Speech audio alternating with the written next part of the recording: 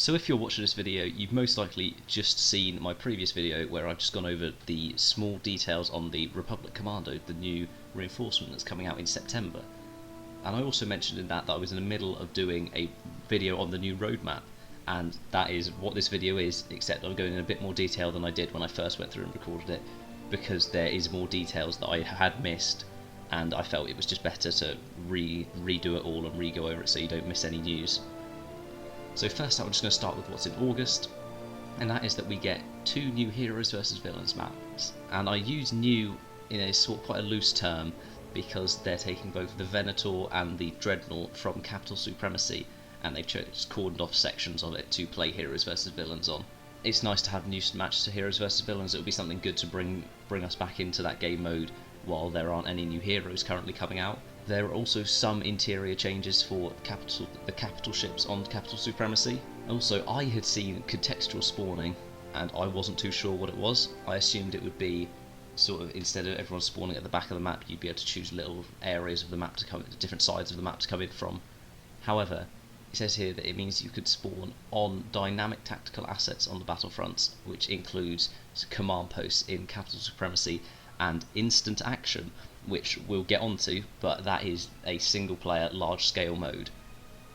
So once you've died in battle, you'll have the usual squad spawn menu, and you'll also have a list of command posts to spawn onto as well. It's very similar to how Battlefield does it, or exactly how Battlefield does it.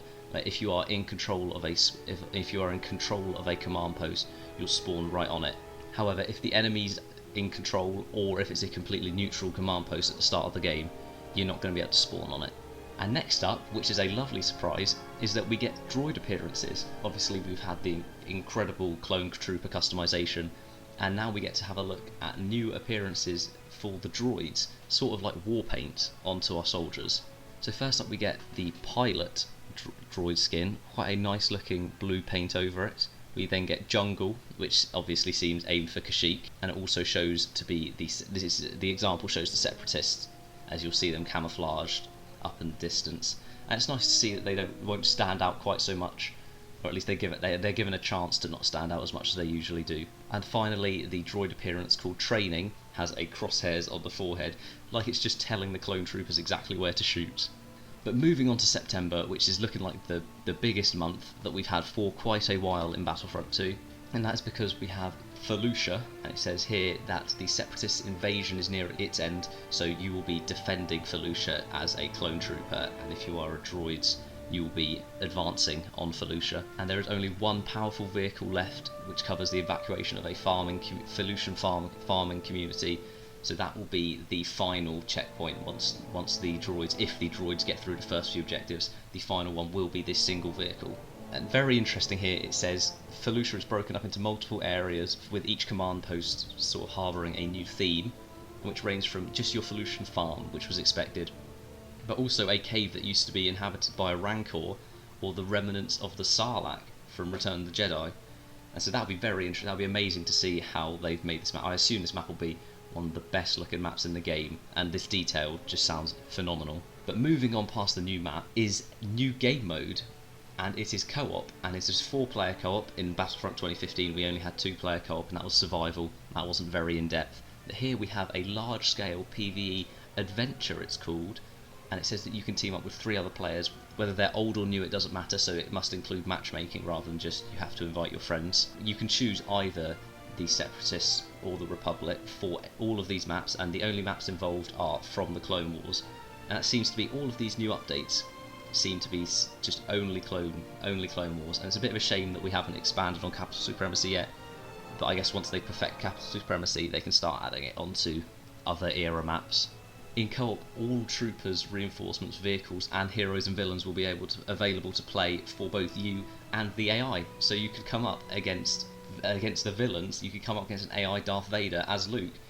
I think that's amazing. They must have worked hard on getting the AI. Hopefully it's not too easy, and they'll have difficulty levels depending on how hard you want your experience to be. And this co-op game mode will be at Gamescom, which is just started, and they're saying we've got some fan favourite YouTuber creators, so expect Star Wars HQ to be there, and we'll be able to actually see what the co-op mode is like of Capital Supremacy without any of the Venator or the Destroyer on either side, and so it's basically just Conquest, which is great to see, and I kind of wish they could add this maybe just for a weekend into multiplayer, but I'm fine with it just being single player for now. Again, you can choose either teams, and you have the new contextual spawn system being involved in this, so you can just spawn on your command post that you're in control of. Next up is the Clone Commando. However, I've just urged you to go on to my previous video, which is all about the Clone Commando and his new abilities, and so I've covered them there. I don't really need to cover them here, so just check out the last video on this channel. And finally, during September there's going to be another community challenge, as we had the ones for Obi-Wan and Darth Maul for their voice lines and victory screams. But it says here that you will be able to unlock a highly requested appearance, and also that there's a sneaking suspicion fans of Luke Skywalker and A New Hope are going to enjoy this one. So I would be absolutely shocked if this isn't obviously Luke from A New Hope, and that would be amazing. People have been asking for a new Luke skin for so long, and it's nice to see that they are actually doing something that isn't purely Clone Wars. As much as Clone Wars is phenomenal, we don't want it to completely neglect the rest of the game for it. From the rest of the year, it's then The Rise of Skywalker. That will be over December, and we don't know what it will be yet. Most likely we'll get a new skin for Rey in her white robes, as seen in the trailer. Not sure about Kylo because we haven't seen too much of him, but maybe the Knights of Ren could even be in it, and that'll be phenomenal. Maybe we'll definitely get a new Finn skin, because he's got quite cool clothes for the film. But that is everything from this video. Leave a like if you're excited for literally any of these, because if you're not, I don't know how much of a Star Wars fan you are, because all of this sounds amazing.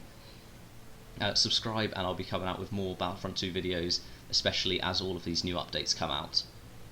Thank you for watching this one, and I hope to see you next time.